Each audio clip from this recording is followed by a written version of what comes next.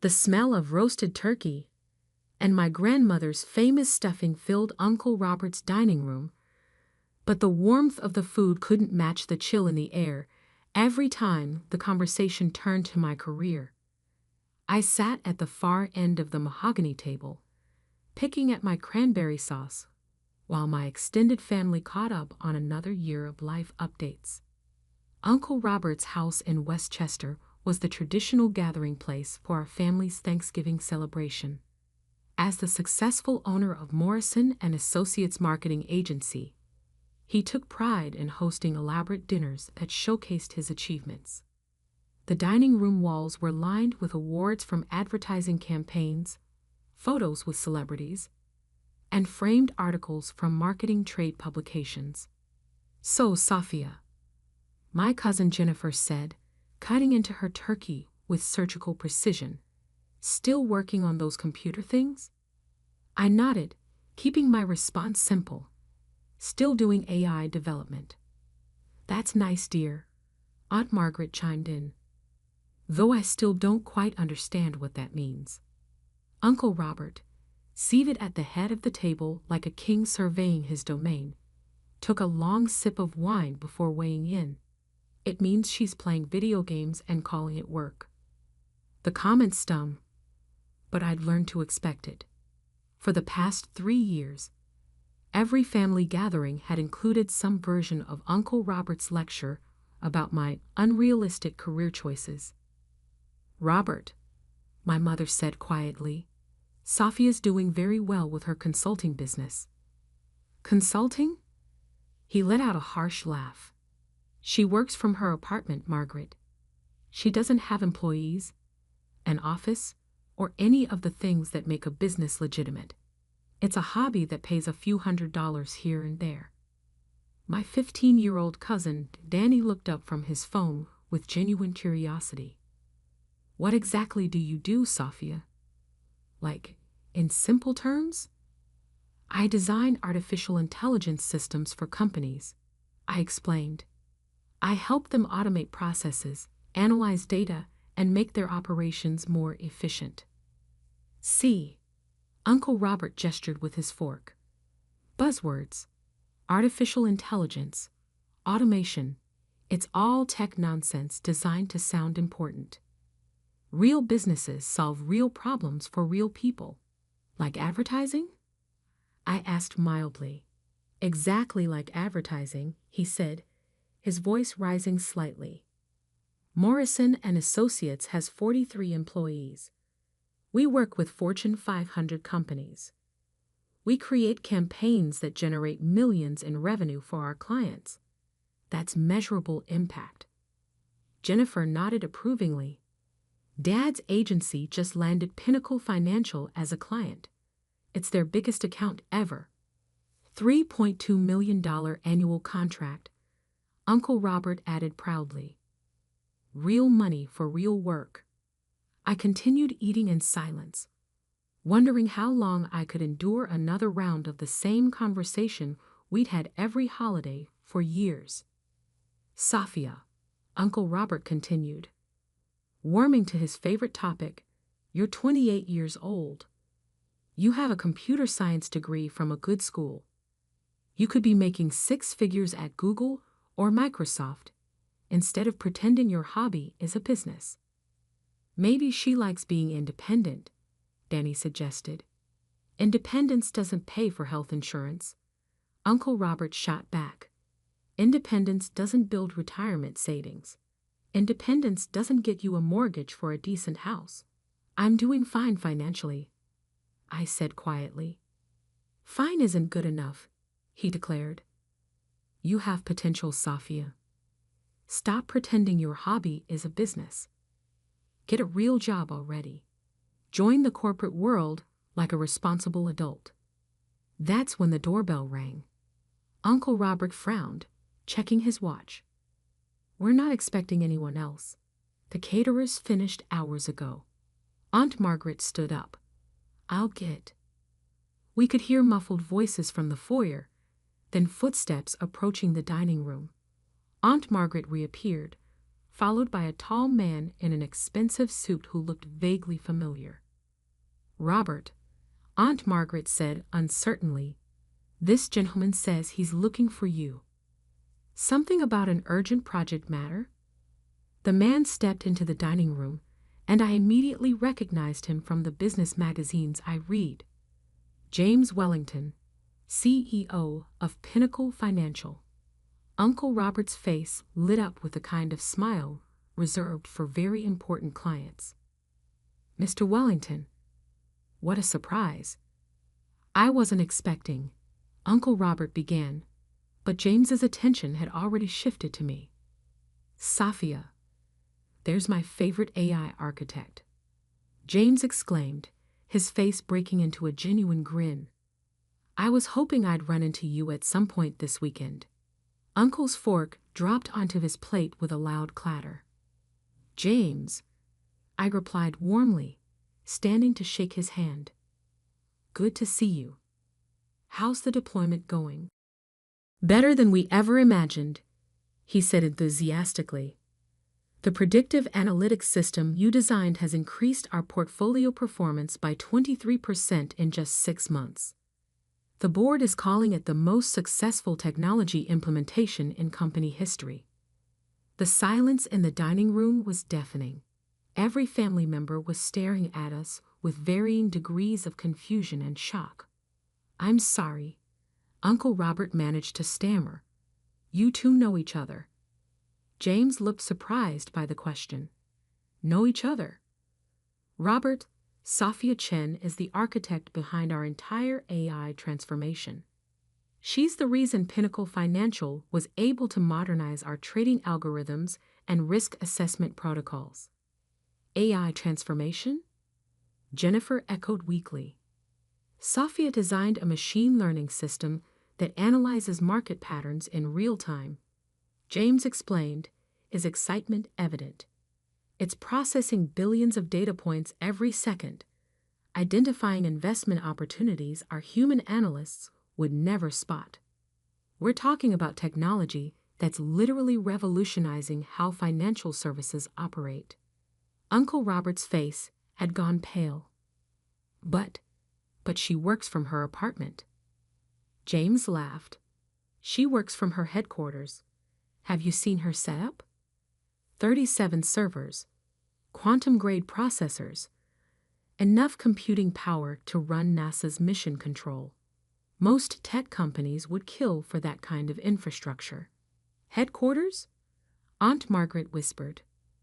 "The converted warehouse in Brooklyn," I said simply. "It's easier to focus there than in a traditional office environment." "Warehouse?" Danny's eyes were wide with interest. "Like a secret lair?" "More like a research facility," I corrected. "Clean rooms for hardware development, testing environments for AI systems, secure servers for client data." James nodded approvingly. "Sophia's operation is more sophisticated than most Fortune 500 IT departments. When we were shopping for AI consultants, every major firm we considered wanted to use off-the-shelf solutions. Sophia was the only one who proposed building custom architecture specifically for our needs." "Custom architecture," Uncle Robert repeated numbly.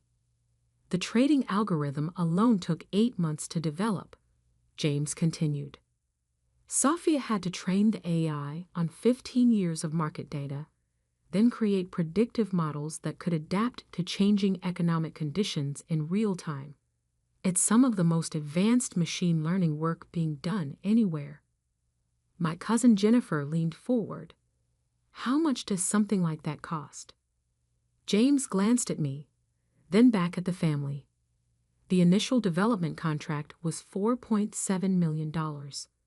The annual maintenance and enhancement package is another $2.1 million. Uncle Robert's wine glass slipped from his fingers and shattered on the hardwood floor. $7 million? Aunt Margaret gasped. "That's just Pinnacle," James said. "Sophia has similar contracts with Goldman Sachs, Deutsche Bank, and 3 major insurance companies." She's probably got the most exclusive client roster in the AI consulting space. Goldman Sachs? Jennifer's voice was barely audible. I nodded. Their fraud detection system. It's reduced false positives by 89%, while catching 34% more actual fraudulent transactions. The insurance companies? Uncle Robert croaked. Claims processing automation, I explained. What used to take weeks of human review now happens in minutes, with higher accuracy rates than traditional methods. James pulled out his phone and showed the screen to Uncle Robert. This is Sophia's company valuation, according to last month's Forbes article. Apex AI Solutions is worth approximately $47 million, with projected revenues of $23 million this year. The silence that followed was so complete, I could hear the grandfather clock ticking in the hallway. 23 million, Danny whispered. In 1 year? Revenue, not profit, I clarified. But yes, it's been a good year. James chuckled. Sophia's being modest. Her profit margins are over 60% because she's built such efficient systems. Most consulting firms dream of margins like that. 60%, Uncle Robert repeated mechanically. The beauty of AI consulting, James explained, is that once you've developed the core technology, scaling it to new clients requires minimal additional investment. Sophia's essentially licensing revolutionary technology to companies that desperately need it. But she doesn't have employees, Jennifer protested weakly. I have 12 full-time contractors, I corrected. Specialists in machine learning, data analysis, cybersecurity, and client integration. It's a lean team, but we're more efficient than most companies 10 times our size. James nodded enthusiastically. That's what makes Apex AI so valuable. No corporate bureaucracy, no middle management, just brilliant minds solving complex problems. When Pinnacle needed our trading system updated last month, Sophia had it done in 3 days. A traditional tech company would have taken 3 months. Uncle Robert was staring at me as if I'd suddenly sprouted wings. But you live so simply. You drive that old Honda. You dress like a graduate student. Because I care about the work, not the lifestyle, I replied. Expensive cars and designer clothes don't make AI algorithms run faster. The old Honda, James laughed. Sophia, didn't you just buy that custom electric vehicle? The one with the experimental autonomous driving system. It's a prototype, I admitted. I'm testing self-driving algorithms for a potential automotive client. A prototype car, Danny said in awe. Like a one-of-a-kind. There are only 3 in existence, James confirmed. Sophia's essentially driving a $2 million research vehicle. $2 million? Aunt Margaret fainted back into her chair. James's phone buzzed, and he glanced at it apologetically. I'm sorry to interrupt your family dinner, but I actually came here on business, Robert. We need to discuss the Morrison and Associates contract. Uncle Robert perked up slightly, probably grateful for familiar territory. Of course. Is there an issue with the campaign development? Not exactly an issue, James said carefully. It's more of a strategic pivot. Pinnacle's board has decided to shift our marketing approach based on insights from Sophia's AI analysis. AI analysis? Uncle Robert's brief moment of confidence evaporated. The predictive system identified some concerning trends in traditional advertising effectiveness, I explained. Consumer behavior patterns suggest that Pinnacle's target demographic is becoming increasingly resistant to conventional marketing approaches. James nodded grimly. The data shows that our current advertising strategy will lose effectiveness by approximately 40% over the next 18 months. We need to completely reimagine how we reach potential clients. What does that mean for our contract? Uncle Robert asked, though his expression suggested he already knew. We're going to need AI-driven personalized marketing, James said. Dynamic content generation, predictive customer targeting, automated campaign optimization. It's beyond the scope of traditional advertising agencies. Uncle Robert's face crumpled. You're canceling our contract. Not canceling, James said diplomatically. Redirecting. We'd like Morrison and Associates to partner with Apex AI on the new approach. Traditional creative services combined with cutting-edge technology. Partner with Sophia? Jennifer asked incredulously. She'd be the lead consultant on marketing AI development, James confirmed. Morrison and Associates would handle creative execution under Sophia's technical guidance. The irony was so thick you could cut it with a knife. Uncle Robert, who had spent years dismissing my hobby business, was now being offered the chance to work under my supervision. The partnership contract would be worth $6.8 million annually, James continued. Split between technical development and creative services, with Apex AI taking the larger share due to the complexity of the technology component. Uncle Robert looked like he'd been hit by a truck. $6.8 million. AI-driven marketing is the future of the industry, James explained. Companies that don't adapt will be left behind. Sophia's technology gives us a 5-year competitive advantage over firms still using traditional methods.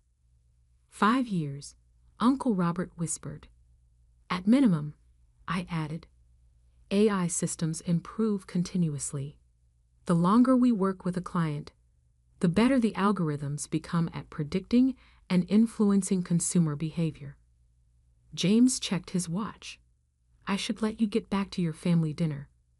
Sophia, can we schedule a meeting next week to discuss the Pinnacle expansion? We're looking at implementing similar systems for our European operations. Of course, Tuesday afternoon works for me. Excellent. He shook my hand again, then turned to Uncle Robert. Robert, have your team call my office Monday morning to discuss the partnership structure. This could be very good for Morrison and Associates if you're willing to embrace the technology. After James left, the dining room remained silent for several minutes. Uncle Robert sat staring at his broken wine glass, while the rest of the family processed what they'd just witnessed. Sophia, Aunt Margaret finally said, why didn't you ever tell us about all of this? Because every time I tried to explain my work, Uncle Robert told me it wasn't a real business. I replied honestly. It seemed easier to let you think what you wanted to think. But $47 million, Jennifer said. That's more than most public companies. It's not about the money, I explained. It's about solving problems that matter. AI has the potential to make financial markets more efficient, reduce fraud, automate tedious tasks, and free up humans to focus on creative and strategic work. Danny had been furiously typing on his phone. Sophia, you're famous, like actually famous. There are articles about you in Wired, NIT Technology Review, Harvard Business Review.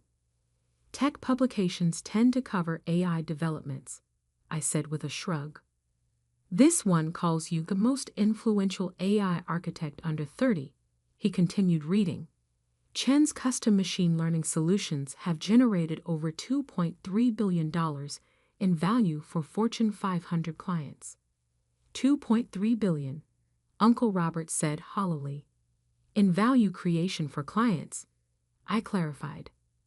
My systems help them make better decisions, reduce costs, increase profits. Everyone benefits. Uncle Robert finally looked up at me, his expression a mixture of shame and amazement. Sophia, I don't know what to say, I've spent 3 years telling you to get a real job, and you've been running a business worth more than I'll ever see in my lifetime. You didn't know, I said gently. And your marketing agency is successful too. We just work in different industries. But I was so dismissive, so condescending. I acted like you were wasting your time with computer games when you were actually building revolutionary technology. You were trying to look out for me, I replied. You wanted me to have security, stability, a conventional path to success. I understand that. Security? He laughed bitterly. You've got more security than anyone at this table. You're working with the biggest companies in the world on technology they can't live without. The partnership offer, Jennifer said suddenly.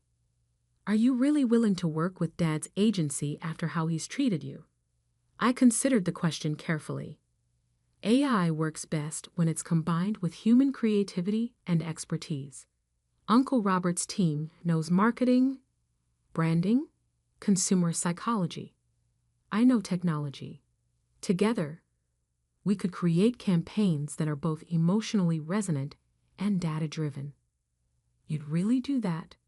Uncle Robert asked. After everything I've said? Family is family, I replied. Besides, the best AI systems learn from their mistakes and adapt. Maybe we can too. The rest of Thanksgiving dinner passed in a blur of questions about artificial intelligence, machine learning, and what it was like to work with major corporations.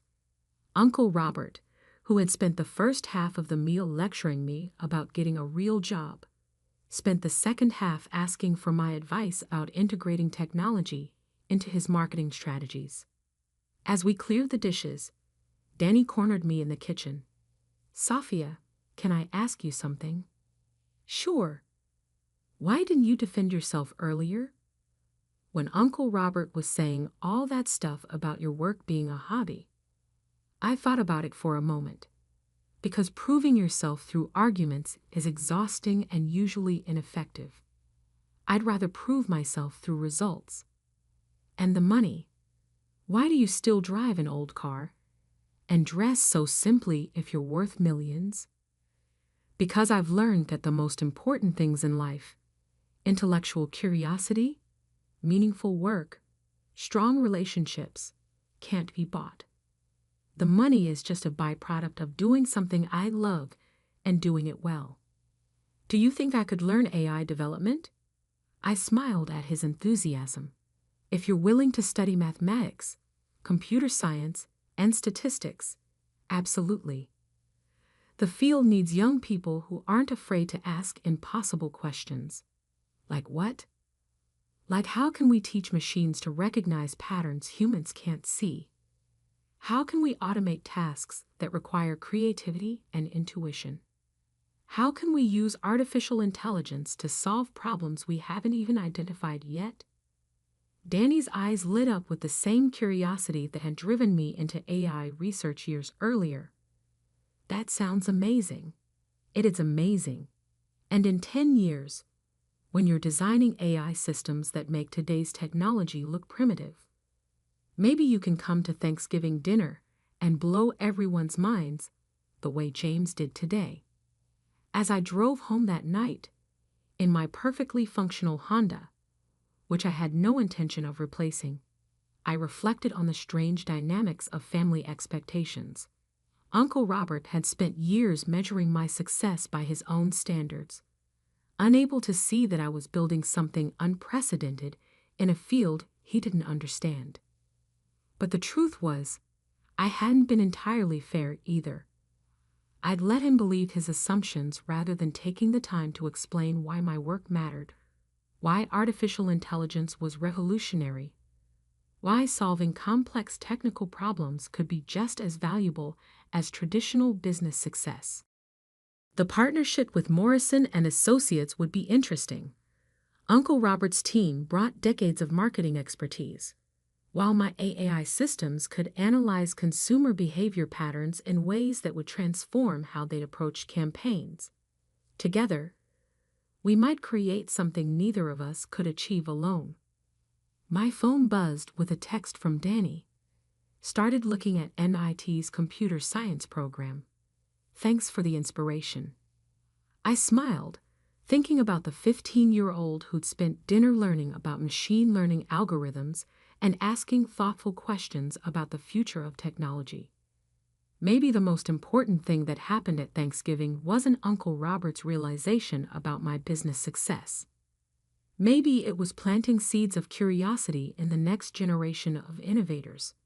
After all, the best AI systems are designed to learn, adapt, and pass their knowledge on to even more sophisticated successors, just like families when they're working properly.